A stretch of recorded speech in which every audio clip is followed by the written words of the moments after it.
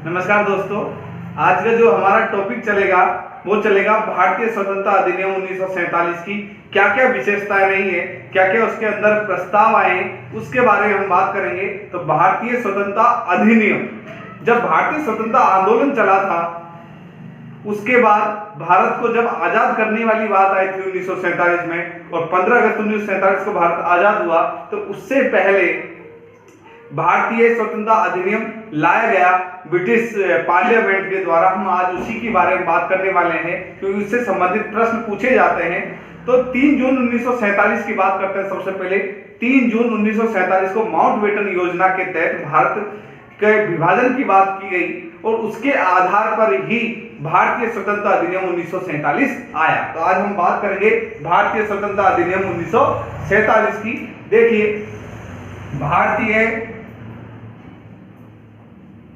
स्वतंत्रता अधिनियम 1947, ये जो अधिनियम है जिसके तहत भारत में कुछ प्रस्ताव किए गए ब्रिटिश गवर्नमेंट के द्वारा, ब्रिटिश पार्लियामेंट के द्वारा। तो ये जो भारत स्वतंत्रता अधिनियम 1947 से ये आया कब, इसको प्रस्तावित कब किया गया, ये प्रश्न पूछा जाता है। तो 4 जुलाई 1947 को, कब? 4 जुलाई, ध्यान रखना, 4 जुलाई 1947 को, 1947 को यह प्रस्ताव लाया गया। भारतीय स्वतंत्रता अधिनियम प्रस्ताव 4 जुलाई 1947 को ब्रिटिश पार्लियामेंट के द्वारा लाया गया और इसको मंजूरी मिली 18 जुलाई को। 14 दिन बाद, ठीक 14 दिन बाद 18 जुलाई को 1947 में इसको मंजूरी मिल गई। जब इसको मंजूरी मिल गई तो इसमें कुछ प्रावधान किए गए। आज हम उन्हीं प्रावधानों की बात करेंगे कि कौन कौन से प्रावधान किए गए। आपसे प्रश्न पूछे कि भारतीय स्वतंत्रता अधिनियम 1947 के प्रावधान बताइए या उसकी विशेषताएं पूछे, ये कब प्रस्ताव लाया गया, कब मंजूरी लाई गई, तो उसके बारे में आपसे प्रश्न पूछे जा सकते हैं। तो आज हम बात करते हैं कि कौन कौन से प्रस्ताव ये अधिनियम के तहत, कौन कौन से बातों को, कौन कौन सी बातें रखी गई। तो पहला है जो इसकी विशेषता है, हम कह सकते हैं पहली विशेषता, 2 अधिराज। 2 अधिराज,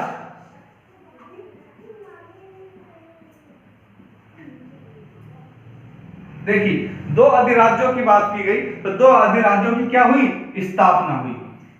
आप जानते हो सब लोग कि भारत का विभाजन हुआ, 2 अधिराज्यों की स्थापना। अगर पूछे जाए किस अधिनियम के तहत 2 अधिराज्यों की स्थापना हुई है, तो वो है भारतीय स्वतंत्रता अधिनियम 1947 के तहत 2 अधिराज्यों की स्थापना होती है। कब होती है?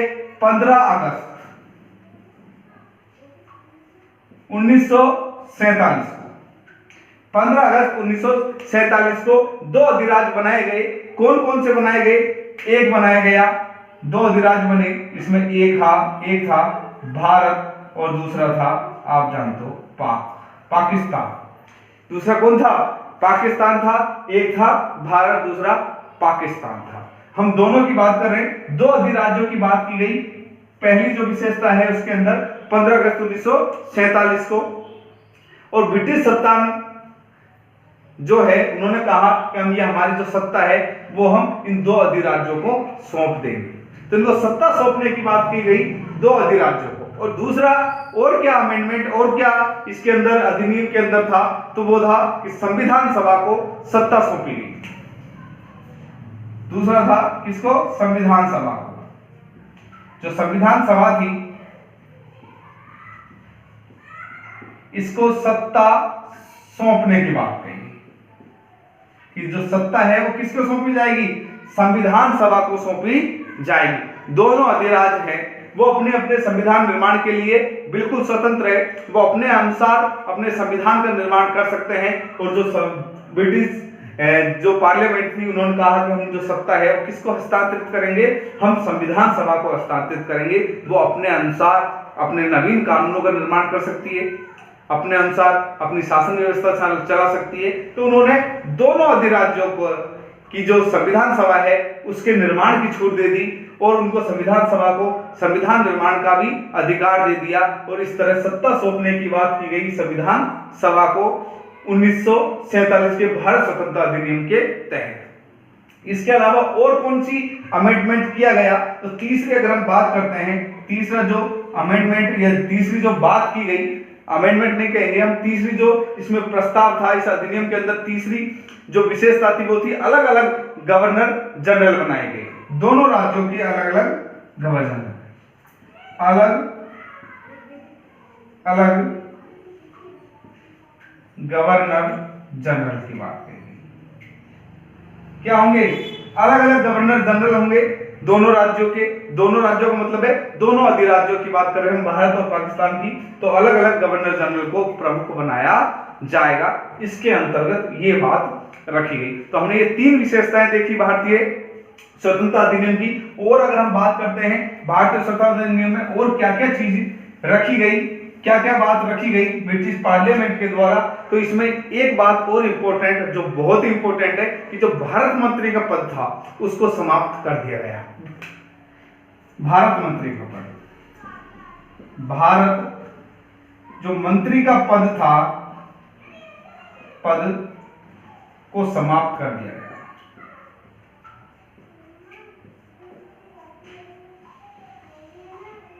भारत मंत्री के पद को क्या कर दिया गया? भारतीय स्वतंत्रता अधिनियम 1947 के तहत भारत मंत्री के पद को पूर्णतः समाप्त कर दिया गया। कहा गया कोई भारत मंत्री का पद होगा नहीं, क्योंकि अब ब्रिटिश को यहाँ पर शासन संचालन नहीं करना है, इसलिए ब्रिटिश कोई भी भारत मंत्री नहीं बनाएगी। कोई ब्रिटेन का कोई मतलब नहीं रहेगा, अब ब्रिटेन का यहाँ पर अधिकार नहीं रहेगा, कोई अधिकार नहीं रहेगा, इसलिए भारत मंत्री का पद की कोई जरूरत नहीं है। तो भारत मंत्री का जो पद था उसको भी भारत स्वतंत्रता अधिनियम 1947 के तहत क्या कर दिया गया? समाप्त कर दिया गया। तो एक इंपॉर्टेंट बात ये भी थी। इसके अलावा जो प्रांतीय विधानमंडल है वहां पर क्या थे हम जान रहे थे, क्या है? प्रांतीय विधानमंडल। जो प्रांतीय विधानमंडल है, प्रांतीय विधानमंडल, अगर हम प्रांतीय विधानमंडलों की बात करें, है ना, हम प्रांतीय जो विधानमंडल हैं, इन प्रांतीय विधानमंडलों जब तक काम करते रहेंगे कि जब तक नवीन विधानमंडल नहीं आ जाते, नवीन विधानमंडलों का निर्वाचन नहीं हो जाता, तब तक वही पुराने प्रांतीय विधानमंडल काम करते रहेंगे। मतलब 1947 के बाद जब तक चुनाव नहीं होते हैं और जब तक नवीन व्यवस्था के तहत नवीन विधानमंडल की स्थापना नहीं होती है, नवीन विधानमंडलों का निर्वाचन नहीं होता है, तब तक पुराने ही प्रांतीय विधानमंडल कार्य करते रहेंगे प्रांतों के अंदर। कहां पर? प्रांतों के अंदर वही लोग काम करते रहेंगे। तो ये बात इंपॉर्टेंट है, प्रांतीय विधानमंडल नवीन विधानमंडलों के निर्वाचन तक, नवीन विधान मंडलों के निर्वाचन तक कार्य करते रहेंगे। ठीक है, ये तो बात समझ में आ गई आपकी। बड़ी इजीली बात है कि प्रांतीय जो विधानमंडल है वो जब तक नवीन विधानमंडल नहीं आ जाते तब तक क्या करते रहेंगे? कार्य करते रहेंगे। इसके अलावा और क्या क्या इसके अंदर रखी गई, कौन कौन सी बातें हैं जो शामिल की गई भारतीय स्वतंत्रता अधिनियम की? तो एक और बात, देशी रियासतों की बात कर लेते हैं।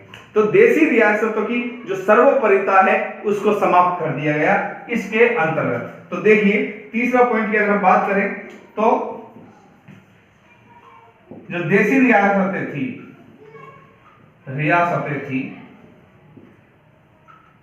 उनकी सर्वोपरिता का अंत कर दिया गया, समाप्त कर दी गई सर्वोपरिता देशी रियासतों की। यह कहा गया कि देशी रियासतें अपने अनुसार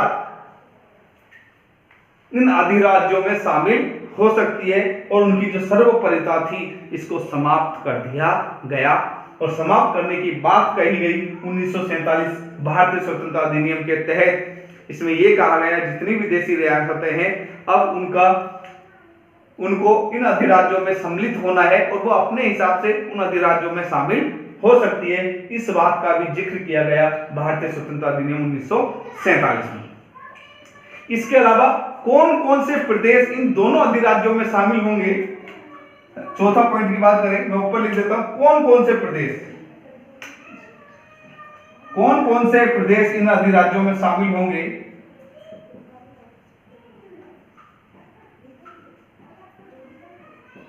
प्रदेश अधिराज्यों में शामिल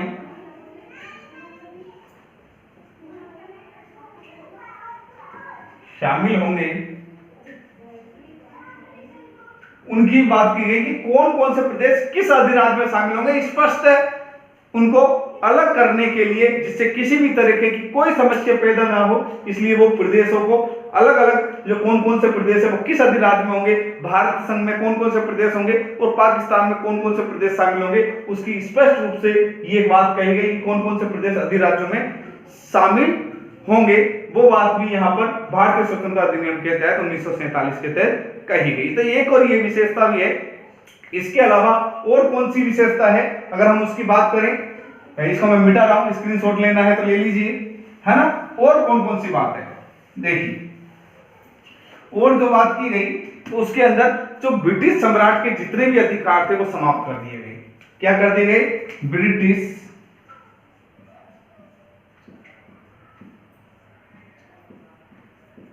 सम्राट के अधिकारों का अंत, अधिकार समाप्त कर दिए गए। ब्रिटिश सम्राट के जो अधिकार थे उनको क्या कर दिया गया? समाप्त कर दिया गया, कि ब्रिटिश सम्राट के अब कोई भी अधिकार नहीं रहेंगे। अब भारत और पाकिस्तान अपने हिसाब से शासन का संचालन करेंगे। अब ब्रिटिश सम्राट के जितने अधिकार थे, देशी राजाओं पे थे या अन्य पे थे, वो अब बिल्कुल समाप्त कर दिए गए। और इसी आधार पर इन्होंने भारत मंत्री का जो पद था उसको भी समाप्त किया गया था। तो एक विशेषता, एक बात इसके अंदर, एक बात इसका भी जिक्र किया गया कि ब्रिटिश सम्राट के जो अधिकार थे वो क्या कर दिए गए? समाप्त कर दिए गए। अब एक और इंपॉर्टेंट बात कि तब तक नए संविधान का निर्माण चल रहा है और तब तक नवीन चुनाव नहीं होते हैं, जब तक जो विधानमंडल का कार्य है वो संविधान सभा के द्वारा किया जाएगा। बिल्कुल बहुत अच्छी बात की गई। संविधान सभा इंपॉर्टेंट टॉपिक वो है, ये पॉइंट, संविधान सभा विधानमंडल का कार्य करेगी, विधानमंडल के रूप में कार्य। देखिए, कानून बनाने का और विधान के संबंधित व्यवस्थापिका संबंधित जो भी कार्य है वो कौन करेगा? संविधान सभा करेगी, तब तक कि इन विधानमंडलों का चुनाव नहीं हो जाता है। बहुत अच्छी बात कही गई इसके अंदर भारतीय स्वतंत्रता अधिनियम 1947 के तहत क्या कही गई कि संविधान सभा विधानमंडल के रूप में कार्य करेगी। और हमने देखा हमारी भारतीय संविधान सभा है, इसने दो कार्य किए, एक तो संविधान का निर्माण किया, दूसरा एक संसदीय, एक सदनीय संसद की तरह काम करती रही हमारी संविधान सभा। ये हमने खुद ने देखा है। तो हम कह सकते हैं कि संविधान सभा विधानमंडल के रूप में कार्य करेगी। इस बात का भी उल्लेख भारतीय स्वतंत्रता अधिनियम 1947 के अंदर किया गया। तो इस तरह भारतीय स्वतंत्रता अधिनियम के मुख्यतः ये पॉइंट रहे जिनकी हमने चर्चा की। तो हम एक बार आपको मैं इन पॉइंटों को दोहरा देता हूं। तो दो अधिराज्यों की स्थापना की बात की गई, संविधान सभा को सत्ता सौंपने की बात की गई, और इसके अलावा अलग अलग गवर्नर जनरल की बात की गई। प्रांतीय विधानमंडल तब तक कार्य करते रहेगी जब तक नवीन विधानमंडल नहीं आ जाता, उनका निर्वाचन नहीं हो जाता। इसके अलावा भारतीय मंत्री के जो पद है उसका भी अंत करने की बात इसमें कही गई। इसके अलावा देशी रियासतें हैं, उनकी भी सर्वोपरिता का अंत इसके अंदर किया गया। तो दोनों अधिराज्यों के प्रदेशों का उल्लेख इसके अंदर है। संविधान सभा विधानमंडल की तरह कार्य करती रहेगी, इसका भी उल्लेख इसके अंदर है। इस तरह भारतीय स्वतंत्रता अधिनियम 1947 के तहत ये बात की गई। और इसके ऊपर जो साइन हुए भारतीय स्वतंत्रता अधिनियम के ऊपर, वो किसके हुए? जॉर्ज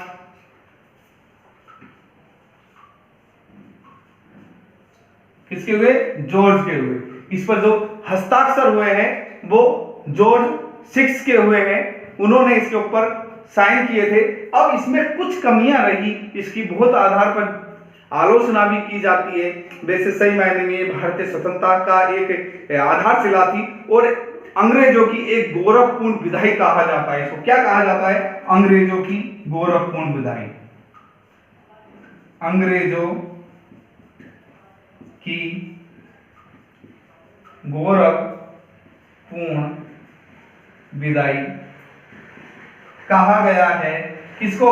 भारतीय स्वतंत्रता अधिनियम 1947 को अंग्रेजों की गौरवपूर्ण विदाई भी कहा जाता है। इस बात का भी आपको विशेष ध्यान रखना है। इस बात का भी ध्यान रखना है कि साइन किसके हुए थे, इस बात का भी आपको ध्यान रखना है। इसके अलावा और इससे में सबसे जो बड़ी कमी थी, इस अधिनियम की जो कमी रही, वैसे तो कोई कमी नहीं थी सही मायने में, बहुत सारी चीजों को बहुत अच्छे से इन्होंने पेश किया गया था, कहीं पर किसी भी तरीके का अधिकार स्थापित करने की बात नहीं कही गई थी, लेकिन एक दुखती नस है हमारे भारत का विभाजन, जो माउंटबेटन योजना के तहत पहले से ही इन्होंने प्रस्तावित कर दिया था। और भारतीय स्वतंत्रता अधिनियम 1947 को जब लागू किया गया, इसको मंजूरी दी गई, तो ये हमारे सामने उभर के आया, हमारा देश दो हिस्सों में बट गया। ये हमारे सबसे बड़े दुख का कारण रहा और इस अधिनियम का सबसे बड़ा दोष भी यही माना जाता है कि भारत को दो अधिराज्यों की स्थापना करके भारत का क्या कर दिया गया?